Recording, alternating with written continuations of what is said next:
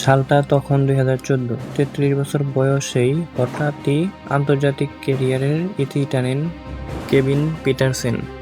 England সতীর্থদের সঙ্গে তখন তার সময়টা ভালো যাচ্ছিল না। ঝামেলায় জড়ান ইংল্যান্ড ও ওয়েলস ক্রিকেট বোর্ডের সঙ্গেও। নিজের আন্তর্জাতিক ক্যারিয়ারের এই সমাপ্তি নিয়ে সম্প্রতি বিস্ফোরক এই তথ্য দিয়েছেন ইংল্যান্ডের সাবেক এই অধিনায়ক। পিটারসন দাবি করেছেন, আইপিএলকে প্রাধান্য দেওয়ার কারণে মূলত ইসিবির বিরোধভাজন হয়েছিলেন তিনি। শেষ পর্যন্ত এই দ্বন্দ্বের জেরে জায়গা হারান জাতীয় দল থেকেও। আইপিএলে বর্তমানে ইংল্যান্ডের অনেক ক্রিকেটারই খেলছে। পিটারসন মনে করেন, তার আন্তর্জাতিক ক্যারিয়ার অকালেই শেষ করে দেওয়া হয়েছে।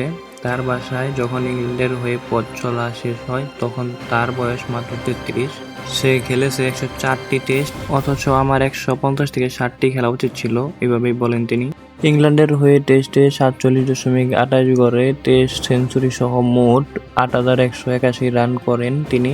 136 ওয়ানডেতে 40.73 গড়ে 9 সেঞ্চুরি সহ 4,440 রান পিটারসেন করেন।